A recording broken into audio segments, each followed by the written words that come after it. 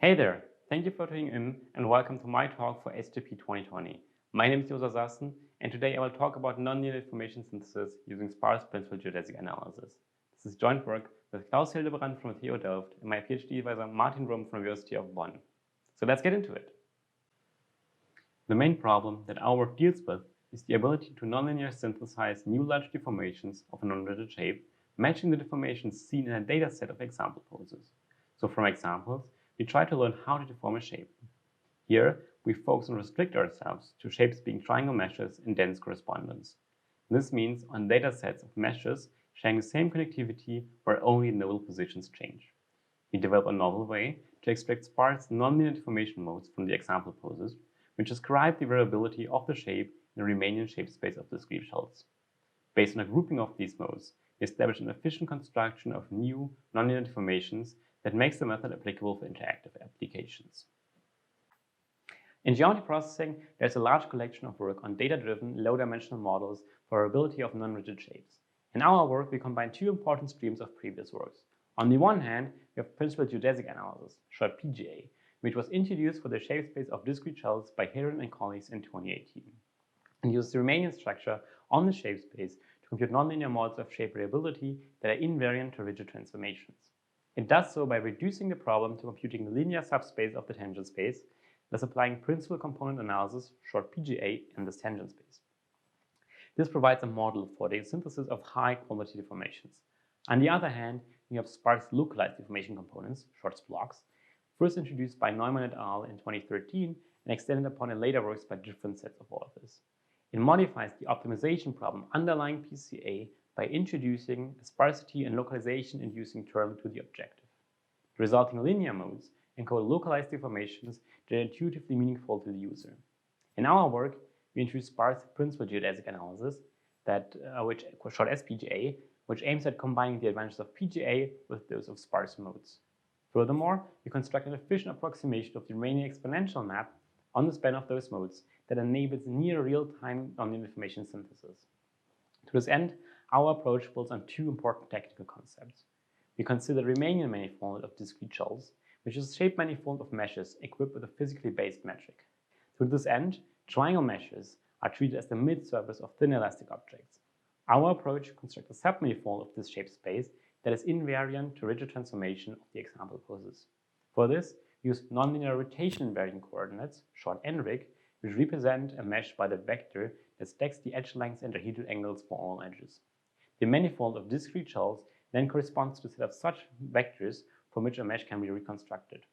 The representation is inherently rigid body motions invariant and allows for a sparsity measure based on elastic distortions. So let's take a closer look at these two concepts first. We begin with NRIC. Often when working with meshes in dense correspondence, one describes their geometry via the positions of the vertices, for which you will use the vector x, where v denotes the set of vertices. However, in our work, we instead opt to represent it using the vector that stacks edge lengths and dihedral angles, which is the angle between normals of neighboring triangles. Here E denotes the set of edges. This is an inherently rigid transformations invariant representation, which has already found extensive use in geometry processing and that we have come to call the nonlinear rotation invariant coordinates, short NRIC. Bang and colleagues proved in 2012 a discrete version of the fundamental theorem of surfaces that says that given NRIC can be realized by a mesh if and only if they fulfill the triangle qualities and certain discrete integrability conditions. Previously, we have shown that these integrability conditions and their derivatives can be efficiently computed using quaternions. This allows us to formulate the shape space of interest as an implicit submanifold given by the integrability map. We call this the NRIC manifold. So now, our shape space is not some abstract quotient space, but in fact an implicit submanifold of an Euclidean space.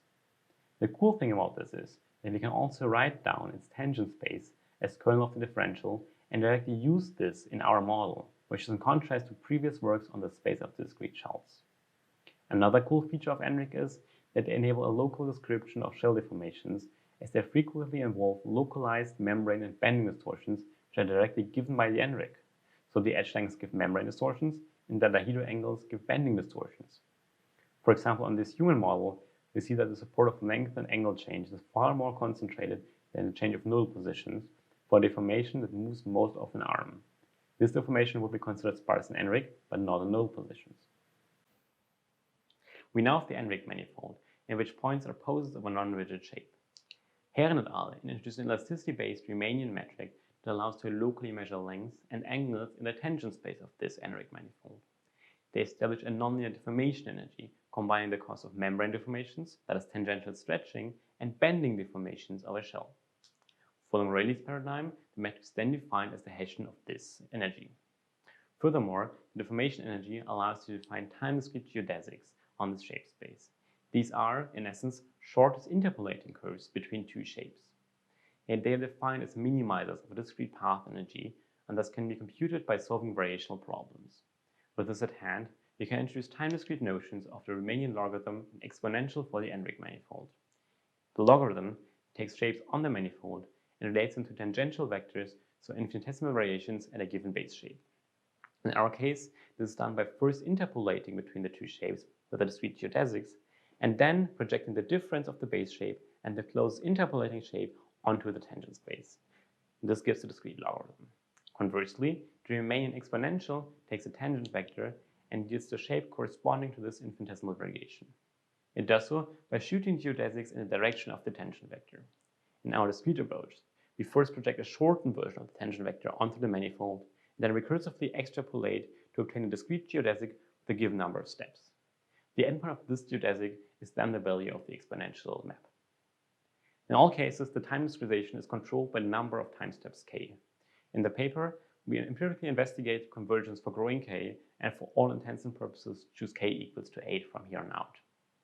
With the logarithm exponential, we have tools to express problems on a complete manifold as problems in a tangent space via interpolation and extrapolation. In PGA, these tools are used to compute low-dimensional models of shape variability. Given examples, we first have to choose the place of the tangent space. For this, we use a nonlinear mean shape of the examples, also called the elastic mean. Then, we bring the problem into this tangent space by computing the logarithms of the input shapes as we have explained before. As we have now reduced the problems to this tangent space, you can use linear PCA with respect to Riemannian metric to compute dominant modes of variation, giving a low-dimensional subspace of the tangent space. Performing PCA explicitly means solving the following quadratic problem, and aims for an orthonormal basis collected in U, which best linear approximates the input tangent vectors collected in V according to the Riemannian metric. The resulting modes automatically lie in the tangent space because of the minimization problem and the fact that all input vectors do.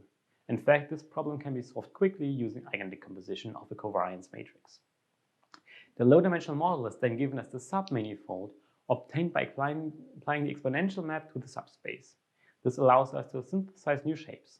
However, evaluating the exponential is computationally demanding. The principal modes have typically global support, obstructing citing their intuitive meaning. Still, the advantage of PGA over simply doing PCA and length angles, which would also be rigid body motions invariant, is that it allows to better capture the variability of strongly articulated shapes. In this example on the hand dataset, both can capture small deformations equally well. However, for large deformations, such as a strong motion of the thumb, PGA does significantly better, even though the linear residual of the respective optimization problem is the same. Next, I explain how to modify PGA to obtain sparse modes and how to use the sparsity for efficient deformation synthesis. The probably most common way to introduce sparsity into a rational problem is using the L1 norm, which is well known to be a sparsity-inducing term. We add this L1 norm for each mode with a weight lambda to obtain the objective of sparse PGA. Since Enrich described membrane and bending distortion of the shell, this L1 term forces the modes to describe localized deformations. If you think back, sparse modes could describe the movement of a human shoulder.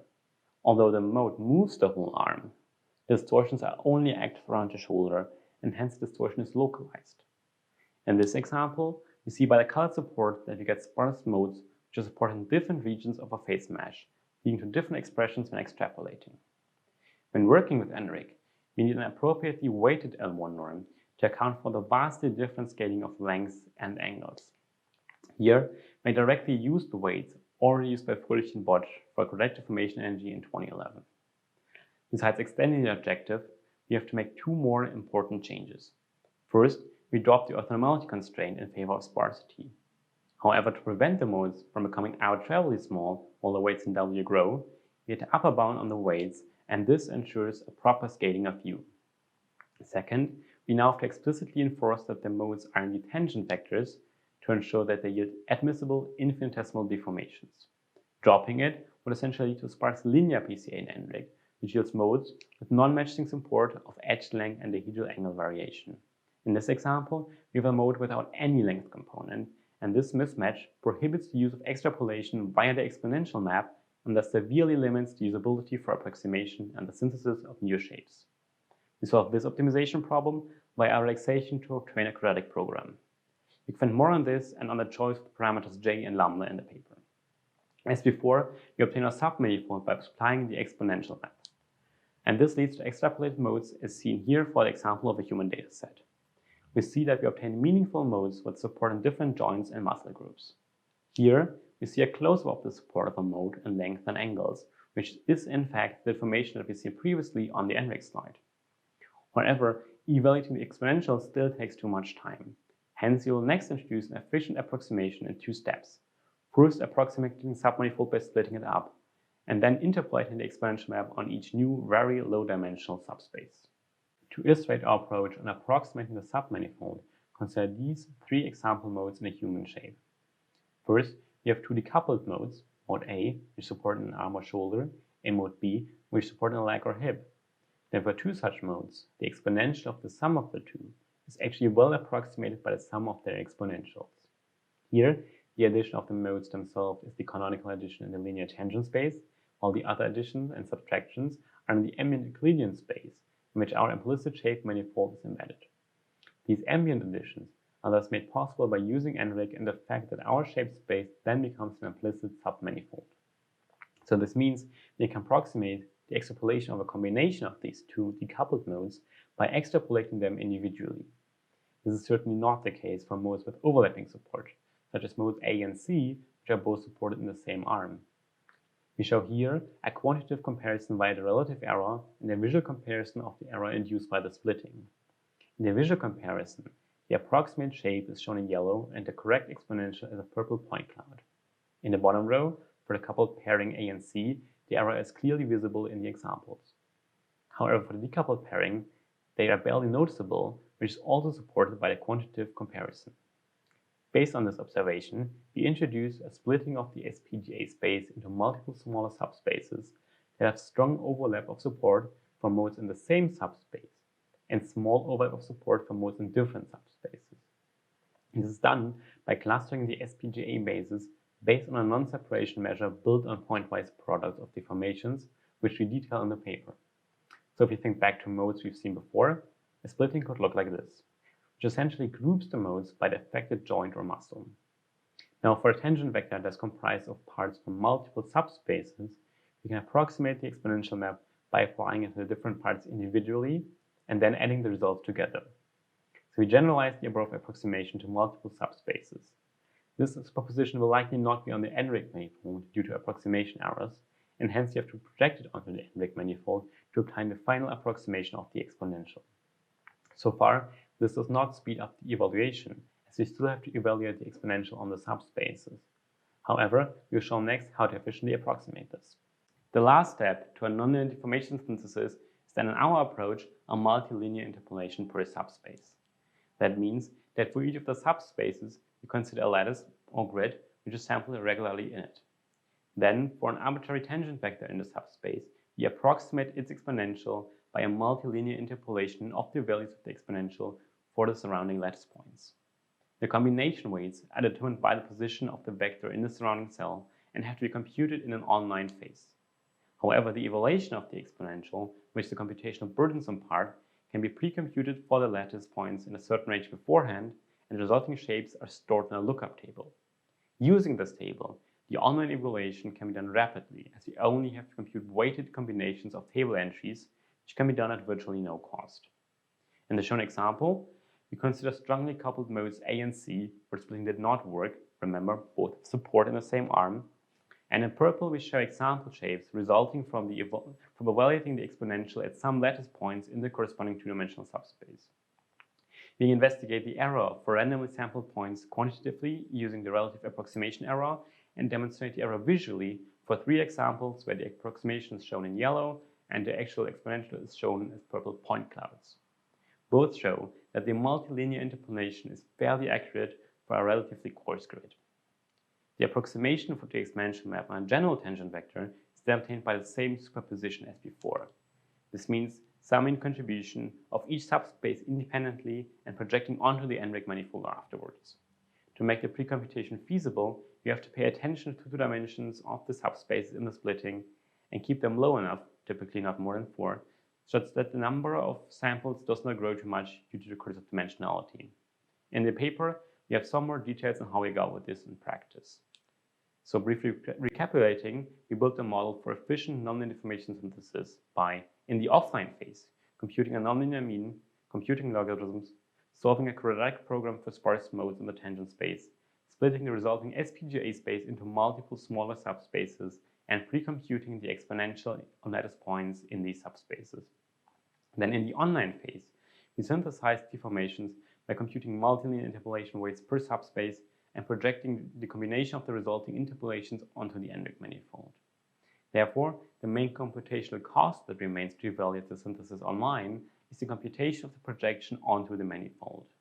This can, however, be done in applications with only very few iterations of a Gauss-Newton method, as you will see in a minute. Now that we have constructed efficient synthesis, let's look at it in some applications. The central aim of our method is the fast synthesis of high quality and large nonlinear deformations in articulated motion, meaning the evaluation of our discrete approximation of the exponential map for varying subspace coordinates. We demonstrate this by considering curves in the subspace and a counterpart on the manifold obtained via our deformation synthesis. Such curves can, for example, be used to obtain smooth deformations interpolating given key poses on the manifold. To compute the projection onto the n-rig manifold, we follow Fröhlich and Bodge and formulate it as a nonlinear least squares problem in nodal positions. This directly gives us the nodal positions needed for visualization and can be solved efficiently using the Gauss-Newton method. Then, evaluating the curve along consecutive points can be done in near real time, as each step only needs very few, typically 2 or 3, Gauss-Newton iterations due to the good initialization from the previous step. The examples of the face and the hand, which seen from 2 perspectives, are actually shown with frame rates matching the time needed for the corresponding online computations. These are also representative for 2 different classes of deformations. The face showing highly non-isometric deformations, so a lot of membrane distortion, while the hand shows nearly isometric deformations, so a lot of bending distortion. And both can be handled well by our method. Our deformation synthesis can also be used as a deformation prior for mesh editing systems. In the simple example, we assume that the editing information is only given as sparse handle positions corresponding to the position of certain vertices.